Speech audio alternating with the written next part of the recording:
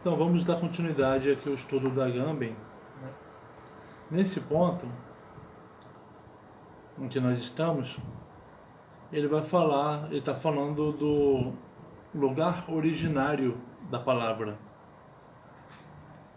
no homem. Esse lugar, o homem não chega através da palavra, ele chega através da música. Através do poema. Música, poema, são formas relativas às musas, pela qual o homem pode chegar à palavra.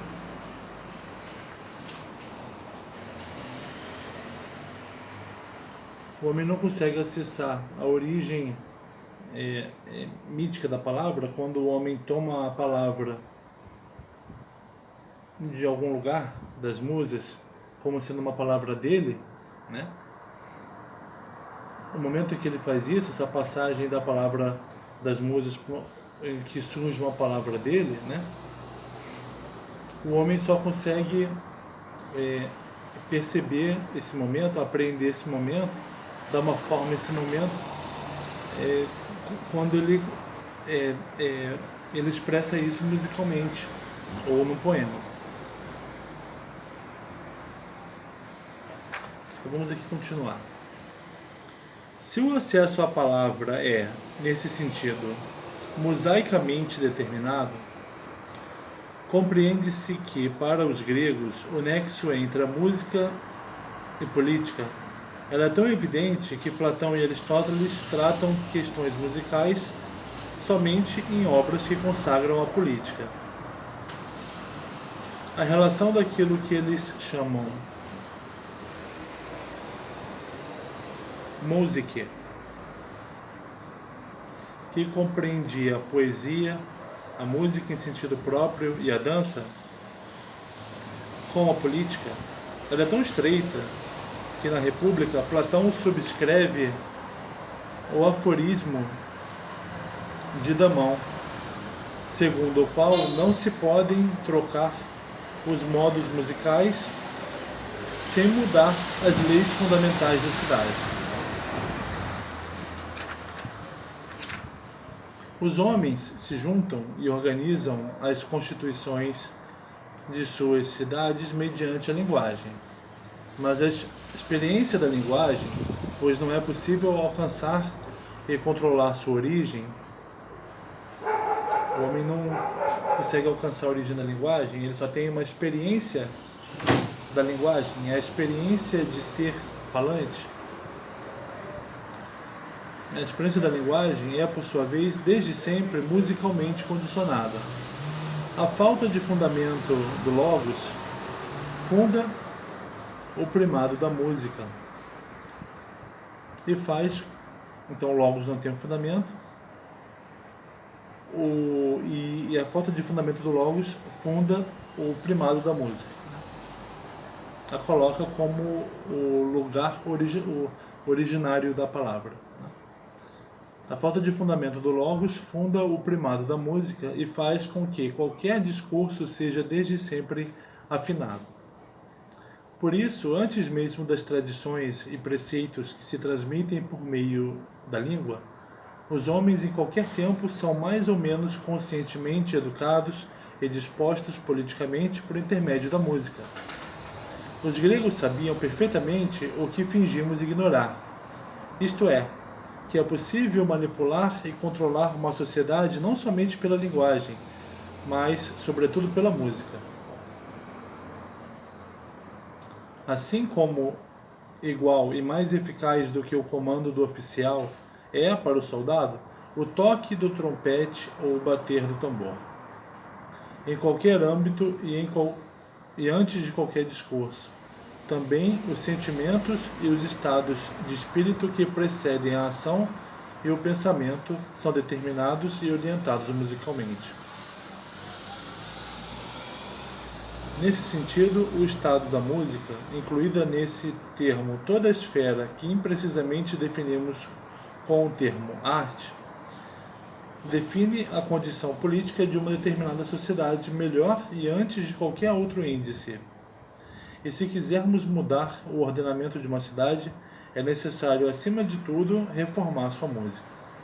A música ruim que hoje invade a todo instante e em todo lugar as nossas cidades é inseparável da política ruim que as governa.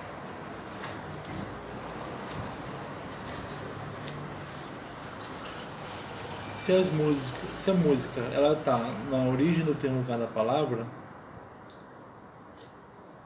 ele é o modo pelo qual nós acessamos essa origem, nós estamos imersos na música como enquanto seres falantes. E precisamos olhar para a nossa música para olharmos para o que nós temos dito, né? Porque elas fundamentam nossas palavras. O que nós temos dito como politicamente uns para os outros, como se nós temos nos entendido ou não, isso tem por fundamento ritmo, harmonia, que são características musicais.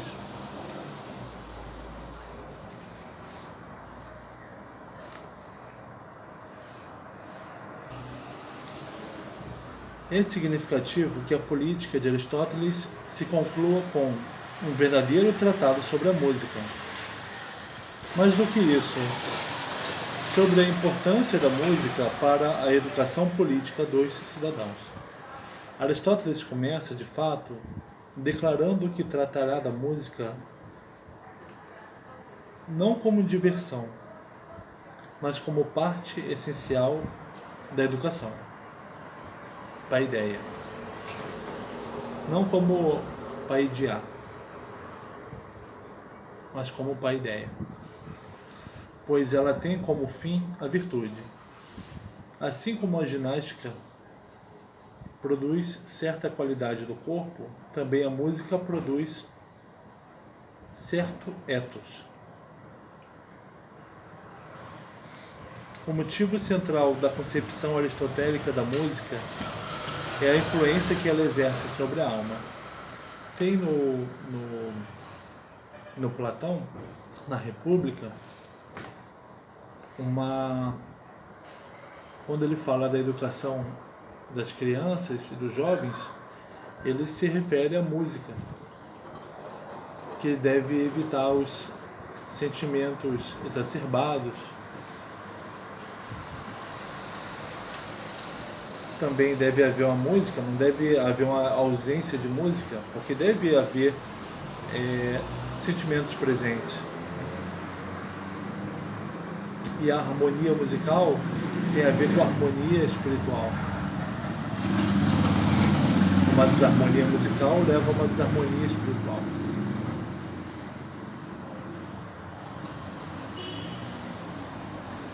Agora, palavras do Aristóteles.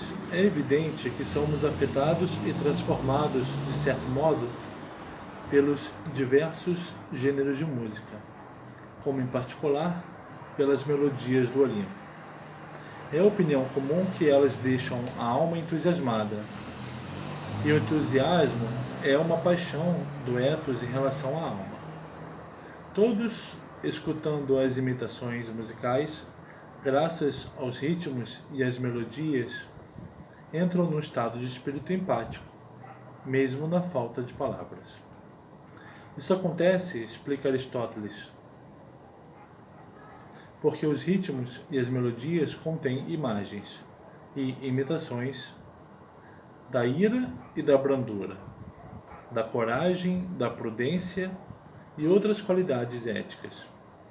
Por isso, quando os escutamos, a alma é afetada de diferentes formas em correspondência com cada modo musical.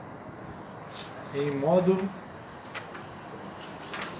plangente e constrito, no mixolídio, em estado de espírito equilibrado e mais firme, no dórico,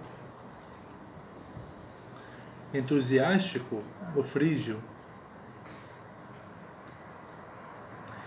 Ele aceita, assim, a classificação das melodias em éticas, práticas e entusiastas. E recomenda para a educação dos jovens o modo dórico.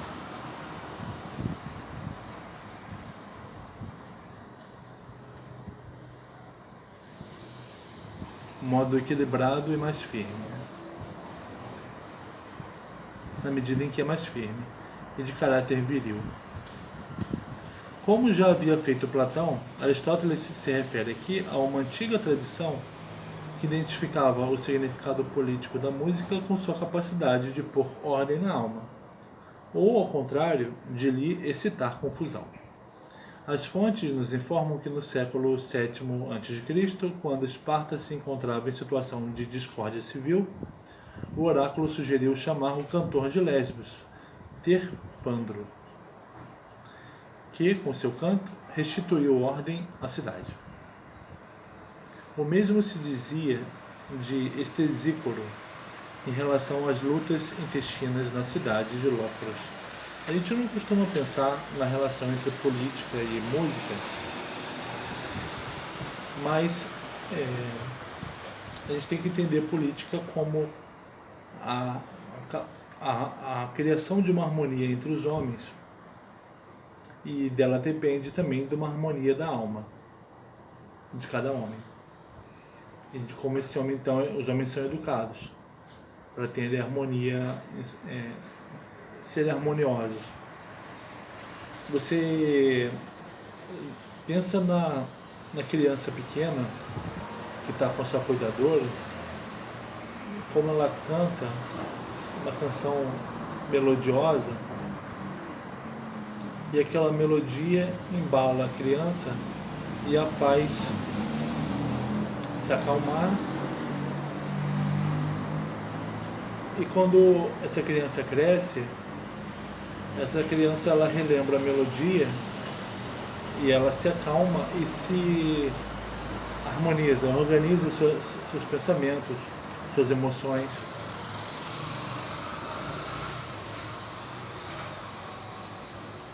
Agora pense nas nossas grandes cidades, com músicas em que tem explosões de emoções, e também são músicas para consumo rápido.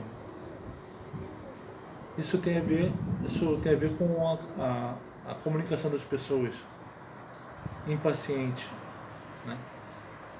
Pensando que os assuntos têm que se resolver rápido.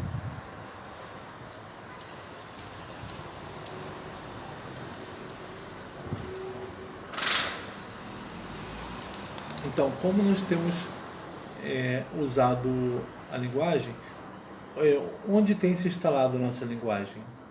É isso que o Agamben quer. Ele quer que a filosofia olhe para a instalação, para a tomada de palavra da linguagem pelo homem. Uma linguagem que habitou nele e que não é ele, é da origem, é de uma origem desconhecida do homem, né? Mas que ele sente quando canta, quando é um poeta, né?